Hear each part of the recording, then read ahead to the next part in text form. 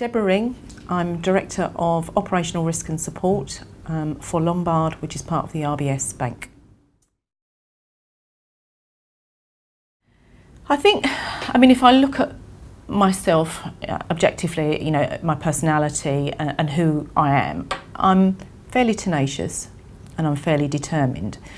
So have I seen many things as a challenge? Probably not. I think it is about how you face, what one person might perceive as a challenge, I might see as an opportunity. And I think probably my own sort of self-belief and confidence, which I think probably a lot of women, if they're really honest, they might think that they're not as good as their male counterparties or peers. But if I'm really honest, I wouldn't say I've had challenges. I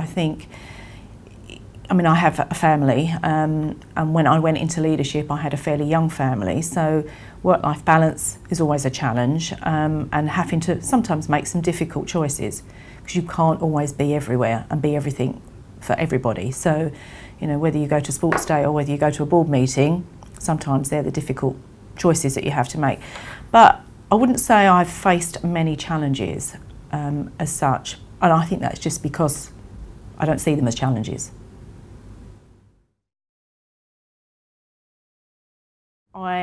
I'm very passionate about people development, and I think you can only grow if you're given the opportunity to grow, which then if you're a good leader you should be delegating.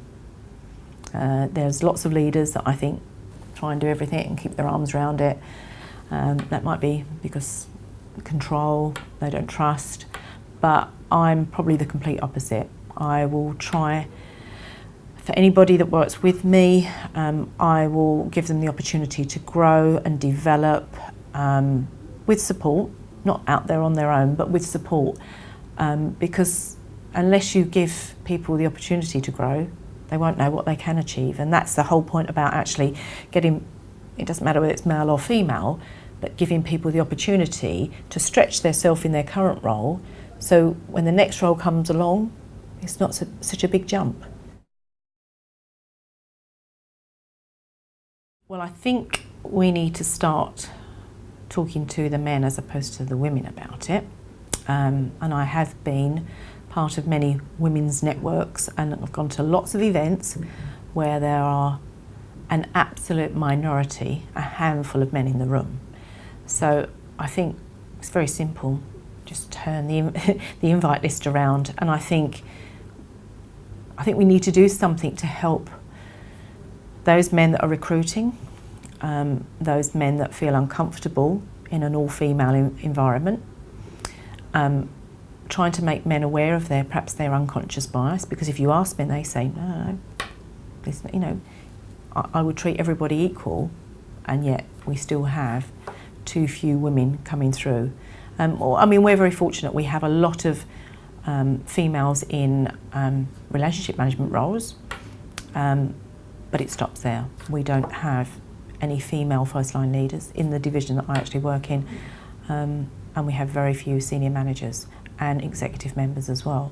So I think for me it would be having the conversation with the men first, sharing the benefits of having what a diverse board can give you, and also just making sure that men are aware that there are some very, very easy quick wins. Things like always having a male and a female on a hiring panel. Just simple little things like that. But yeah, I think there is some more practical steps that need to be taken to talk to the men in the business.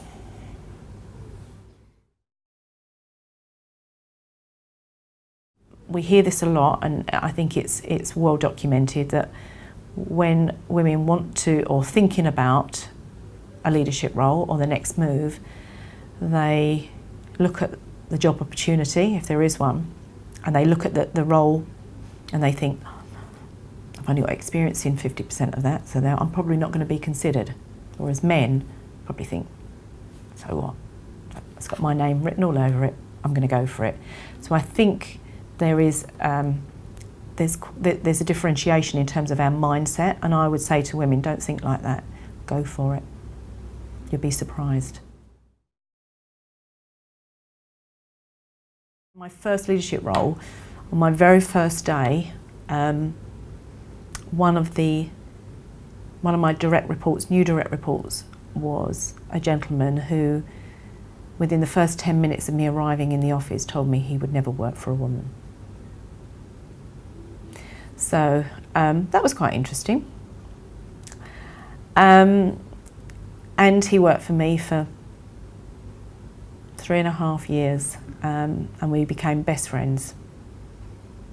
And I think, again, so going back to the challenge, if somebody says you can't do something, or they, I suppose that was my first leadership challenge. I had to make him feel comfortable working for a woman. He was a very old school gentleman who liked a male environment and thought women should be at home. That was his personal viewpoint, and which I accepted. But I think working with him over the years, I think he realised that it was no different working for a male or a female.